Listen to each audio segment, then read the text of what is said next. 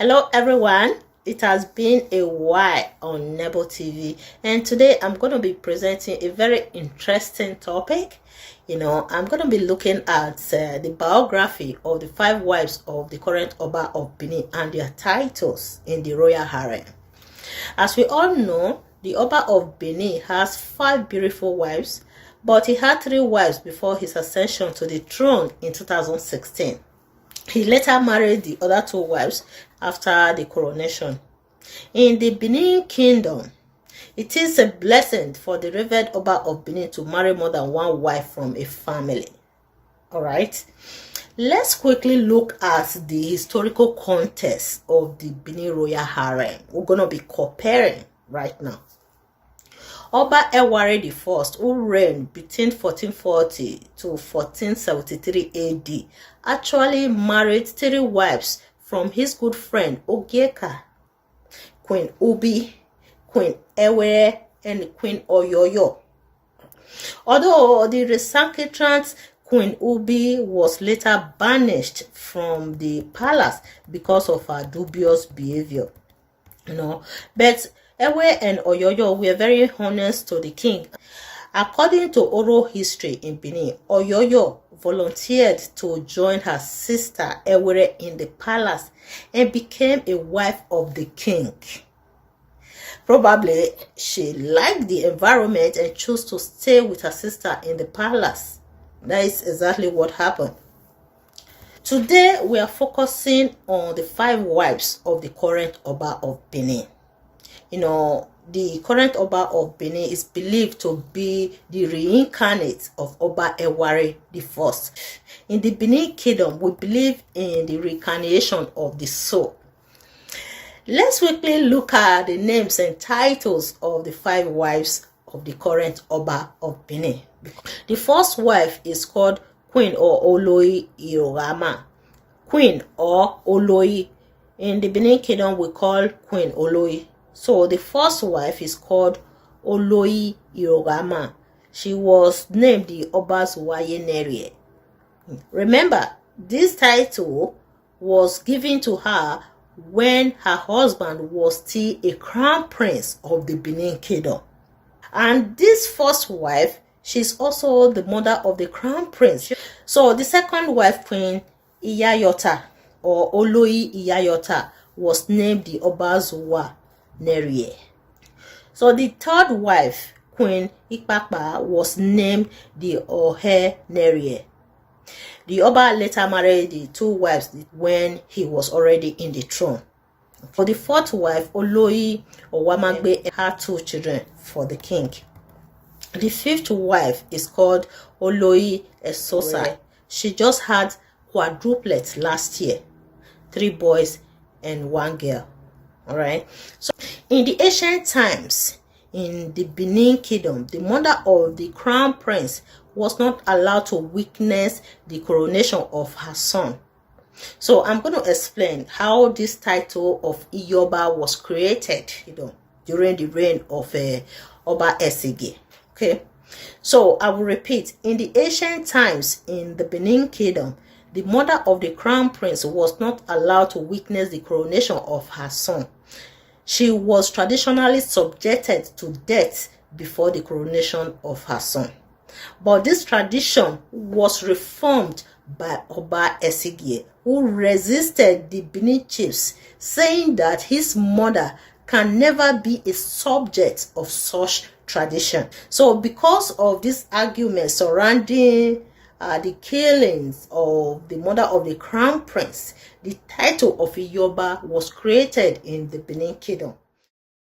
Because when he saw that practices that when the Oba dies, the Iyoba, not necessarily, I'd establish one point that the viewer should listen carefully.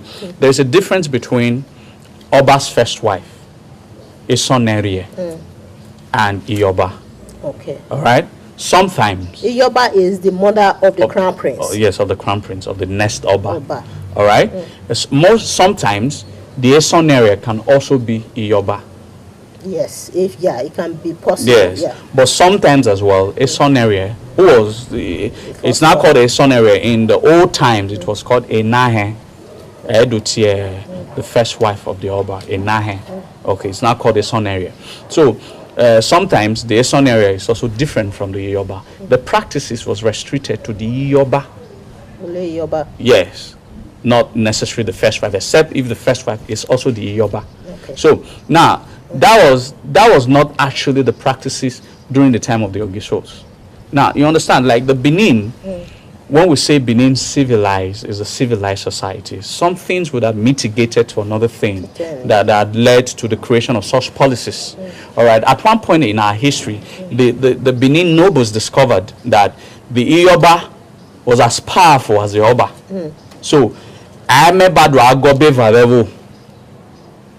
so the mother of the city number in our old Benin became as powerful as the Oba.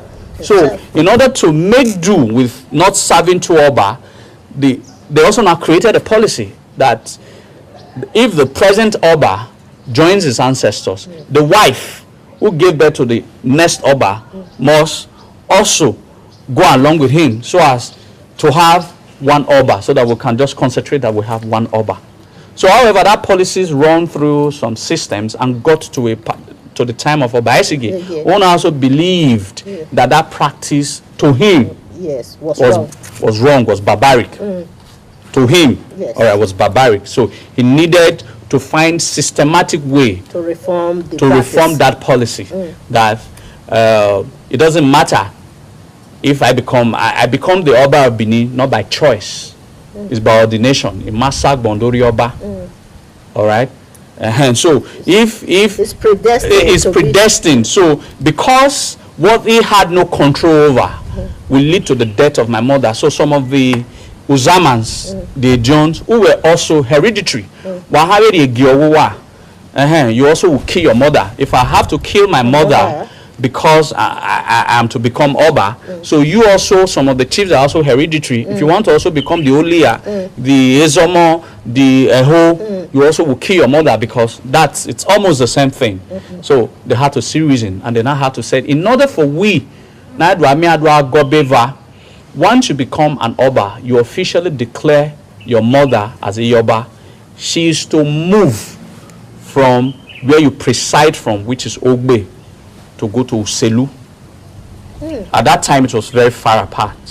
All right, it was not all Benin City, and so it was quarter. It was very far. So Uselu ni, she will now go and be presiding over Uselu, so as to more of like an outpost, meaning Juki or River, so that our power, our influences, our say does not encroach to affect people in the to affect your authority. So whenever she wants to do anything, not with our authority, but you will not grant her the authority to do whatever she wants to do over there. All right. So that was how Essigate solved that puzzle. That's because exactly he was a Christian. So some of these policies that were reformed was actually because of Essigate became a Christian. So in Benin, the queen mother is traditionally mandated to move to Egwayoba in Uselu when her son becomes the Oba of Benin. Let me crave your indulgence to also make a few remarks about my late mother, Princess Ikoyeme Akenzwa, of blessed memory, who passed on to the great beyond in 1976, when my father was still the crown prince. It was my dear mother who taught me to work hard for success in everything I set my mind upon to achieve. Circumstances and hands of fate did not allow her to enjoy the status of a queen in her lifetime. But she was a princess in her own right. By my coronation today, she is now qualified to be bestowed with the title of Iyoba,